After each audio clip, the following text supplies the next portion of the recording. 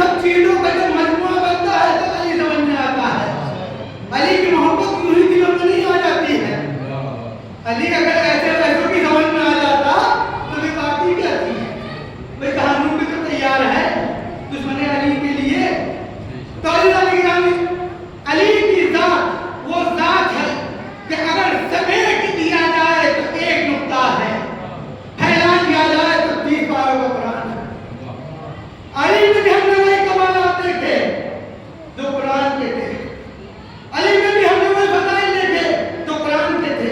اگر قرآن کی آیتوں کا کمال یہ ہے کہ اس کی آیتوں کے ذریعے سے مردہ زندہ ہو جاتا ہے, زندہ مردہ ہو جاتا ہے, تو ہم نے اپنے مولا کو بھی دیکھا کہ ایک ہو کر مانی اور مردہ زندہ ہو گیا. اگر قرآن کی آیتوں کا کمال یہ ہے کہ اس کی آیتوں کے ذریعے سے جاری پانی ٹھہر جاتا ہے, ٹھہرا ہوا پانی جاری ہو جاتا ہے, تو ہم نے اپنے مولا کو بھی دیکھا کہ ایک ہو کر مانی اور چشمہ جاری ہو گیا. اگر قرآن میں سورہ آل عمران ہے تو علی عمران کا بیٹا ہے. اگر قرآن کی ایک ایک آیت قرآن ہے, ایک ایک سورہ قرآن ہے, ایک ایک لفظ قرآن ہے, ایک ایک حرف قرآن ہے, تو علی کا گھر کا چھوٹا بھی علی ہے, بڑا بھی علی ہے. اور اگر علی کو سمجھنا ہے علی کی ذات کون سی ذات ہے, علی کی سمیٹ دیا جائے تو ایک نقطہ ہے, پھیلا دیا جائے تو 30 پاروں کا قرآن ہے. اب سمجھنے والا سمجھنے کے لیے تیار ہے, کہتا ہے بھائی یہ علی کی ذات کو کہتے ہیں کہ ایک نقطے میں سمٹ گئی. بھائی علی نے تو خود ہی کہا ہے انا نقطہ تحت الماء, میں ہی وہ نقطہ ہوں جو بے کے نیچے دیا جاتا ہے. ایک صلوات پڑھتے ہیں.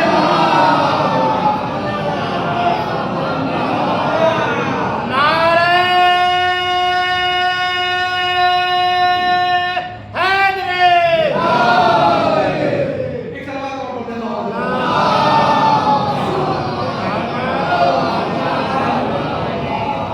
ایسے تھوڑی تو من میں آ جائے گا. علی علی کی ذات بہت عظیم ذات ہے. اور علی ایک نقطے میں کیسے لوگ مثال سمجھ لیجیے کیسے ایک نقطے میں سمجھ گیا ہے. بہت آسان مثال ہے. بہت حضرات اس میں ایسے ہوں گے جو کہ گوگل میپ چلاتے ہیں. گوگل میپ پہ آپ نے حضرات نے دیکھا ہوگا کہ ایک ڈاٹ ہوتا ہے. گوگل میپ پہ ایک ڈاٹ بنا ہوا ہوتا ہے کہ آپ کو اگر کسی ملک میں جانا ہے تو آپ اس ملک کا نام لکھیے اور لکھنے کے بعد اس پہ کلک کرتے جائیں گے. بس اس ڈاٹ کو کلک کرتے جائیں گے تو مثال کے طور پر آپ کو ہندوستان دیکھنا ہے. ہندوستان میں کون کون سے اسٹیٹ ہیں, کون کون سے صوبے ہیں وہ دیکھنا ہے. تو آپ جیسے ہی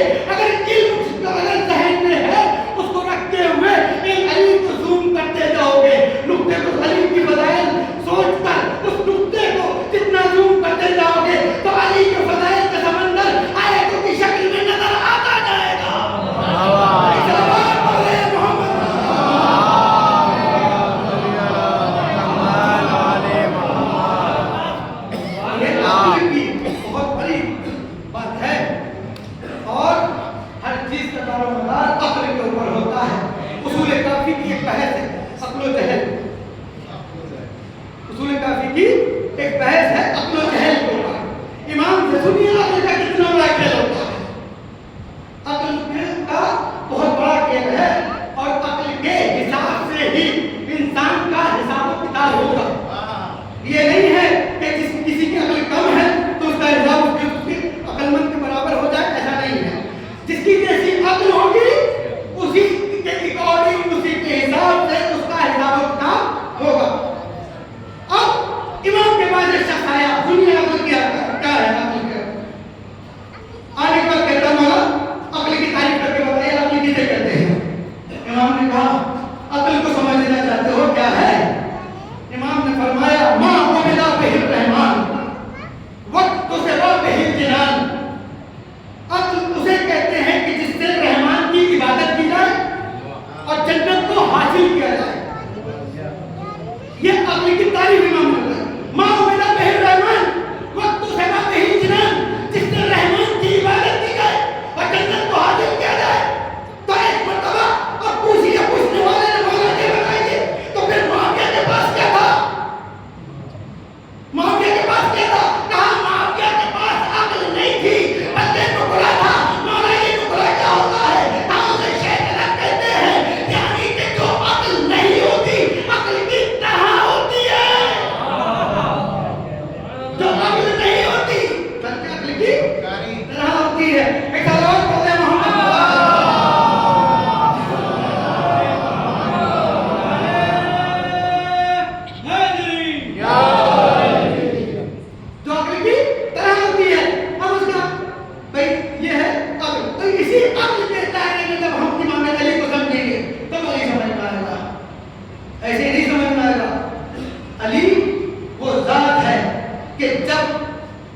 رسول اسلام حج کر کے واپس لوٹ رہے ہیں اور اس کے بعد ایک سوال کرنے والے نے سوال کر لیا کہ مولا رسول اللہ یہ بتائیے کہ آپ نے سب کچھ بتایا, آپ نے روزے کے بارے میں بتایا, ہم نے تسلیم کر لیا.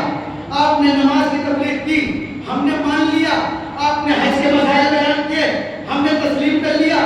دیکھیے علی کی دشمنی انسان کو کہاں سے کہاں پہنچا دیتی ہے. اسی لیے زبان کو سنبھال کے بولنا چاہیے. یہ نہیں ہے کہ جو زبان میں آیا وہ بول دیا. ہو سکتا ہے خدا کو کون سی چیز تمہاری بری لگ جائے, اور جب زبان کو ہم سنبھال کے بولیں گے, یہ زبان کا بہت بڑا کھیل ہے. زبان کہیں کہیں پر بھی دراز بھی ہو جاتی ہے. جب دراز ہو جاتی ہے تو اس کو جو ہے مختصر کرنا پڑتا ہے, اور دشمنان علی کی زبان اکثر دراز ہوا کرتی ہے. تو اللہ گرامی حارث بن نعمان نے بھائی آیا رسول اسلام کے پاس اور آنے کے بعد کہتے یا رسول اللہ آپ نے نماز کے بارے میں بتایا, ہم نے تسلیم کر لیا. آپ نے روزے کے بارے میں فضائل بیان کیے, ہم نے مان لیے. آپ نے حج کے بارے میں بتایا, ہم نے تسلیم کر لیا. آپ نے زکات کے مسائل بیان کیے نہیں کیے, لیکن آپ نے علی کو خلیفہ بنا دیا, یہ ہمیں تسلیم نہیں. یہ آپ نے اپنی طرف سے بنایا, یہ اللہ کی طرف سے بنایا. امام رسول نے کہہ جواب دیا کہ میں نے اپنی طرف سے نہیں بلکہ مجھے پروردگار عالم کی طرف سے یہ حکم ہوا تھا کہ جو کچھ بھی آپ کو بتایا جا چکا ہے اسے پہنچا دیجیے. جو کچھ بھی آپ کو یا رسول اللہ بسم اللہ الرحمن الرحیم یا رسول اللہ ما انزل الیک من ربک وان لم تفعل فما بلغت رسالته واللہ یعصمک من الناس. کہ جو کچھ بھی آپ کو بتایا جا چکا اسے بتا دیجیے, پہنچا دیجیے. اگر یہ کام نہ کیا وان لم تفعل لم دبا جاتا ہے تو وہ تاکید کے لیے ہوتا ہے, تاکید کی جا رہی ہے. وان لم تفعل اگر یہ کام نہ کیا تو گویا تبلیغ رسالت کو کوئی کام انجام نہ دیا, تبلیغ رسالت کا کوئی کام انجام نہ دیا. بھائی رسول اسلام نے بتایا تھا, پروردگار عالم کا پیغام آیا تھا, میں نے پہنچا دیا لوگوں تک, لوگوں کو بتا دیا کہ تمہارے میرے بعد یہی سب کچھ ہے تمہارے لیے.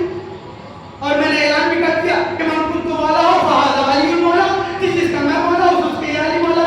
کہا کہ اگر یہ اللہ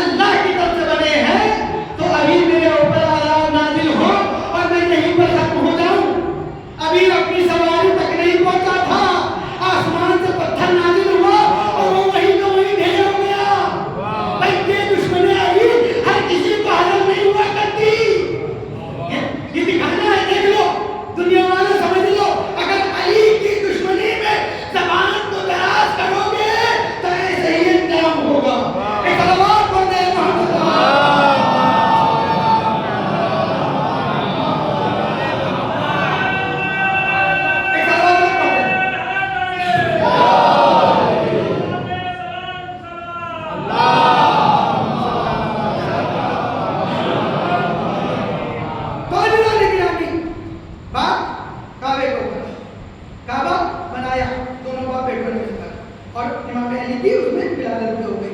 13 रजब को उन्होंने सबको। कौन अली? ये कोई मामूली अली नहीं है, 11 मासूमों का बाबा है। वो अली इस काबे में आया है। और अगर तुम्हें इतना ही परेशानी है तो तवाफ करना छोड़ दो। अज़ीज़ान गिरामी, दोनों बाप बेटे मिलकर काबे की तामीर कर रहे हैं, काबे को बना रहे हैं। काबा बनाते बनाते जनाब इब्राहिम बैत बना सकते थे, इसीलिए कि चूने, गाड़े और पत्थर बनाना था, लेकिन अहले बैत को बनाना इब्राहिम के बस की बात नहीं थी, वो तो सिर्फ अल्लाह के कुदरत और इख्तियार की बात थी।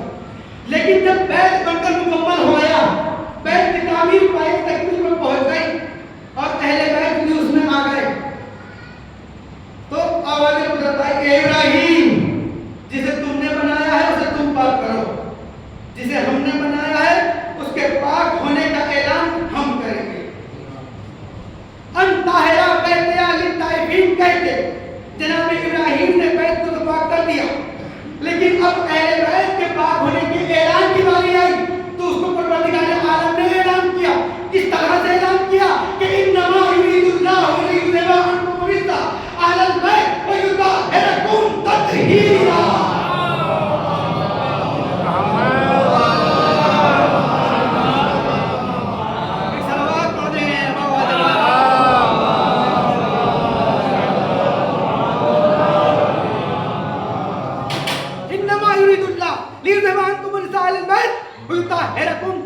बेशक अल्लाह ने इरादा किया अहले बैत अलैहिस्सलाम को इससे दूर रखने का, पाको पाकीज़ा रखने का, कि जिस तरीके से पाको पाकीज़ा रखने का हक है।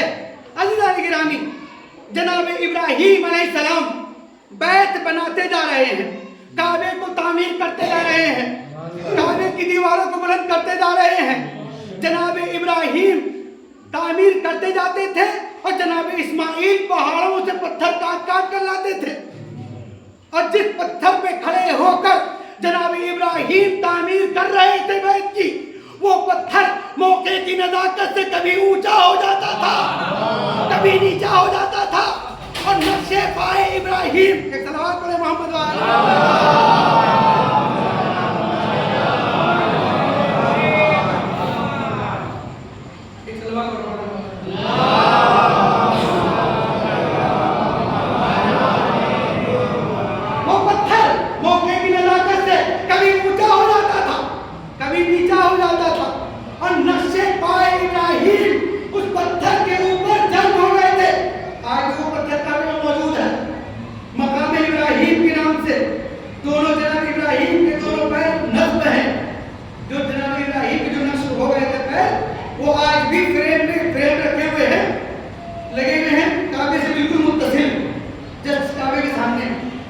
मिला हुआ ये है।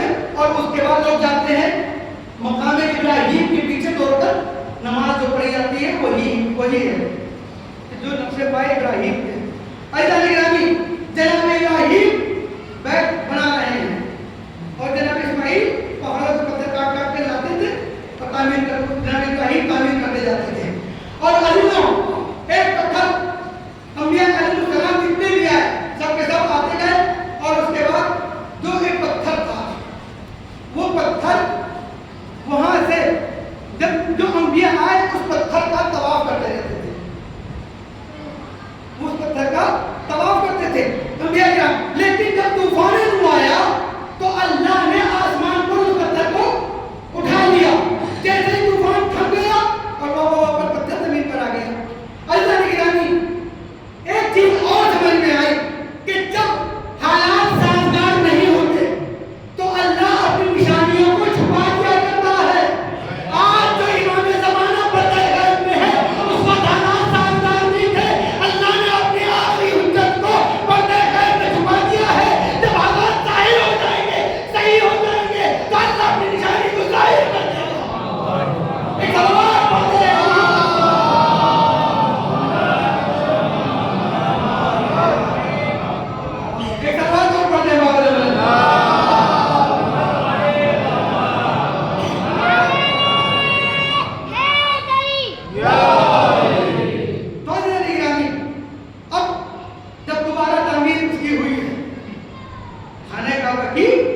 दोबारा जब तामीर हुई तो जो कबीले वाले थे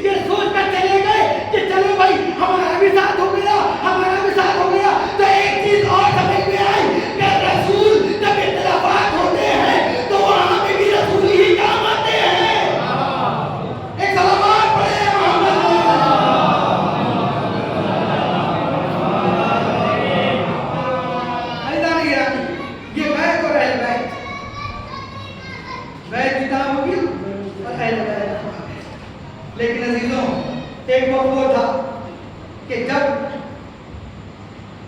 حج کا موقع تھا یہی خانہ کعبہ کے لیے، تو دیکھیے اہل بیت کی محبت میں جب بھی کوئی بھی عبادت ہوتی ہے، اگر اہل بیت کی محبت رکھ کر کی جاتی ہے تبھی وہ عبادت صحیح معنی میں عبادت ہے۔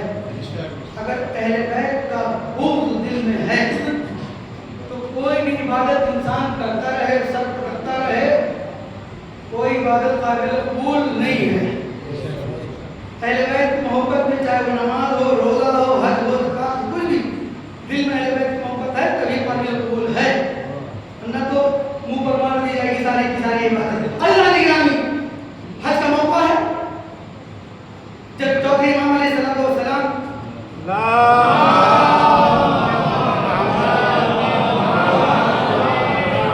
ایک شخص آیا اور آنے کے بعد کہتا ہے مولا اس سال تو بہت حاجی نظر آ رہے ہیں، دیکھیے اہل بیت کی محبت میں ہی عبادت قابل قبول ہے، مولا اس سال تو بہت سارے حاجی نظر آ رہے ہیں، اچھا لاکھوں کی تعداد میں حاجی نظر آ رہے ہیں مولا۔ امام نے اس کے چہرے پہ ہاتھ پھیرا اور بیٹے کو کہا کہ بتاؤ تمہیں کتنے حاجی نظر آ رہے ہیں؟ کہا مولا وہ جو لاکھوں کی تعداد میں حاجی نظر آ رہے تھے اور وہ صرف ہزاروں کی تعداد میں نظر آ رہے ہیں، یہ کیا ماجرا ہے؟ کہا کہ یہ ماجرا سمجھنا چاہتے ہو تو سمجھو کہ جو ہماری محبت میں یہاں حج کرنے آیا ہے وہ اصلی حاجی ہے۔ کہا باقی تمہیں کیا نظر آ رہے ہیں؟ کہا مولا باقی جانوروں کی شکلیں کیا ہوئی ہے؟ کہا بس یہی سمجھ لو کہ جو ہماری محبت میں حج کرنے آیا ہے وہ تمہیں اصلی حاجی نظر آ رہا ہے، جو ہماری دشمنی، جو ہمارا بغض کیے ہوئے دل میں وہ جانوروں کی شکلیں اختیار کیے ہوئے ہیں۔ ایک صلوات پڑھ لیں محمد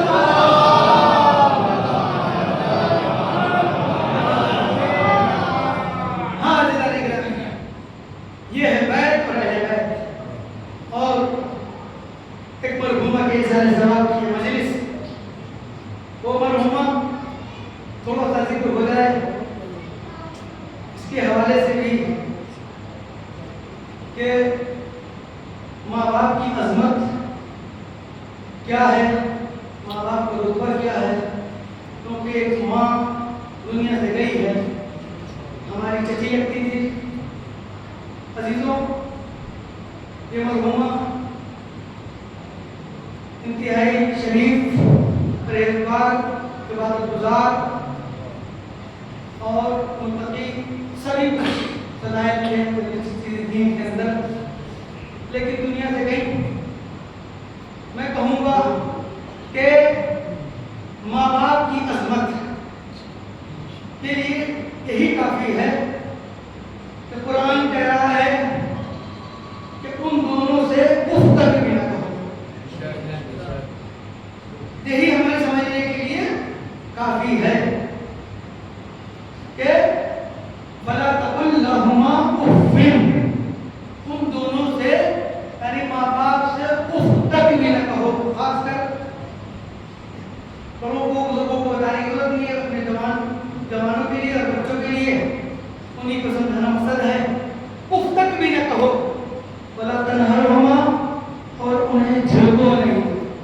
ہم تو بڑی آسانی سے کہہ دیتے ہیں اوفو، یہ اوفو جو ہے کسی کام کے لیے بھی کہا ہم نے کہہ دیا اوفو، کسی بات کے لیے کہا ہم نے کہہ دیا اوفو، ہم ہی ملے ہیں اور کوئی نہیں ملتا کام کے لیے۔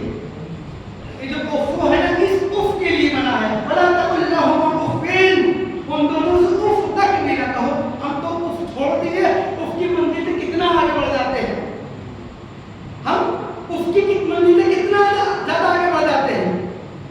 ولا تقل لہما افین، ان دونوں سے اف تک بھی نہ کہو، ولا تنہرہما، اور جھڑکو نہیں۔ یہ جو ہم جھڑکتے ہیں جب کسی کام کے لیے ہم سے کہا جاتا ہے ارے چاہیے گردن ہلا کے جو ہم جھڑکتے ہیں، یہ جھڑکنے کو بھی منع کیا گیا، ولا تنہرہما، اور ان دونوں کو جھڑکو نہیں۔ اف تک بھی منع ہے تو ہم اف کی کتنی منزل سے آگے بڑھ جا رہے ہیں۔ اللہ گرامی یہی سمجھنے کی بات ہے کہ جن ماں باپ نے ہمیں چلنا پھرنا سکھایا، جس ماں نے ہمیں 9 مہینے کے شکم میں رکھا، کتنی اذیتیں اٹھائیں، کتنی پریشانیاں اٹھائیں، کتنی مصیبتیں اٹھائیں، لیکن وہ ماں اور ہمیں خود گیلے میں سوئی، ہمیں سوکھے میں سلایا، خود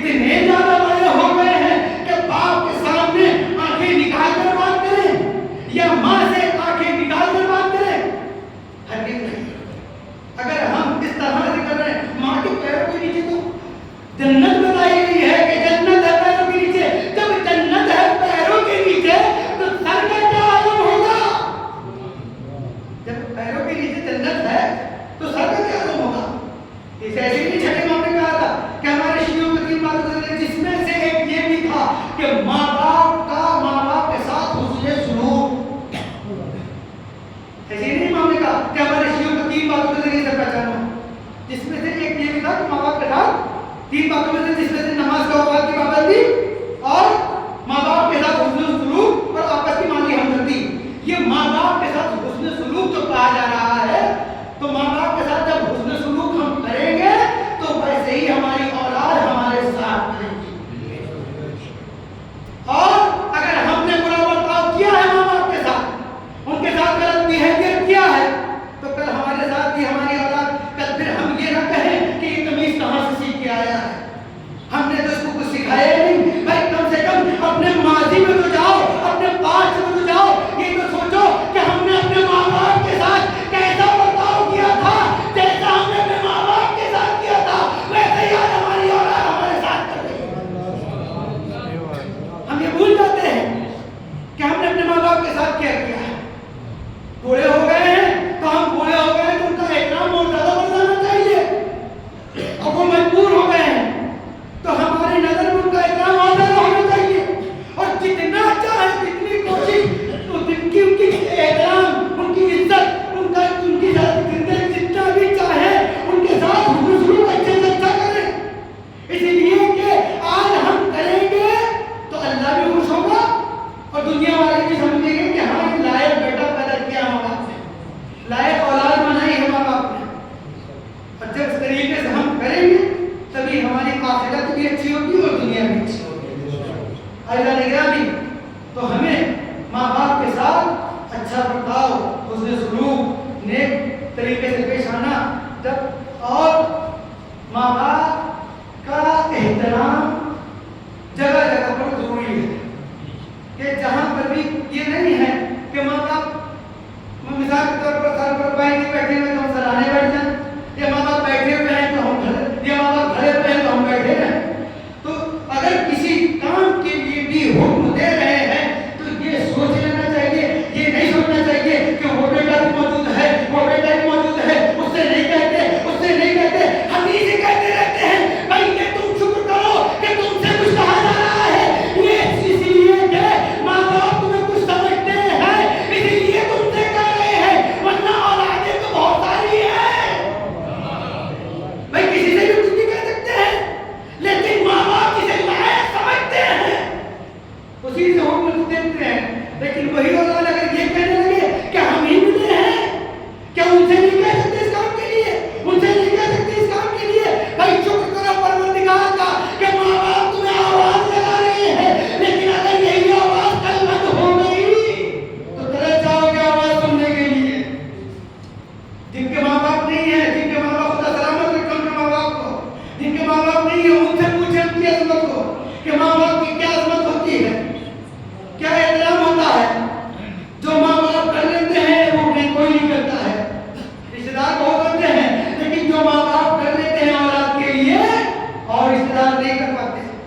اس لیے کہ ماں باپ اپنی اولاد کو جس دل سے، جس ہر طریقے سے چاہتے ہیں وہ اور رشتے دار نہیں چاہ سکتے. لہذا ماں باپ کا ہمیں احترام لازم و واجب ہے. ان کی عزت، ان کی رسپیکٹ کرنا ہمارے لیے ضروری ہے. عزیزان گرامی، موت ہر کسی کے لیے ہے، کسی کو بھی موت سے فرار نہیں ہے. چاہے وہ کہیں بھی چھپ جائے، کہیں پر بھی پہنچ جائے، لیکن موت سے نہیں بچ سکتا.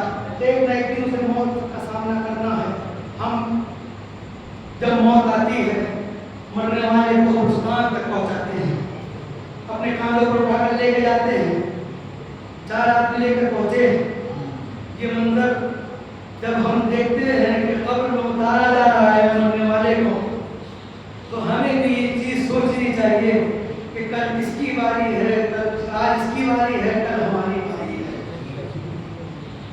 ایسے ہی قرآن نے کہا اگر تم اپنے دعوے میں سچے ہو تو موت کی تمنا کرو. موت سے کسی کو فرار نہیں ہے، لیکن ہم سوچے بیٹھے رہتے ہیں بہت ساری عورتوں میں بہت سارا مال و دولت، یہ بھی جمع کر لو، یہ بھی بٹو لو، یہ بھی رکھ لو سب، لیکن سب یہیں پہ یہیں رکھا رہ جائے گا. کوئی ساتھ نہیں جاتا ہے. نہ قبر میں الماری ہوگی، نہ کفن میں جیب ہوگی.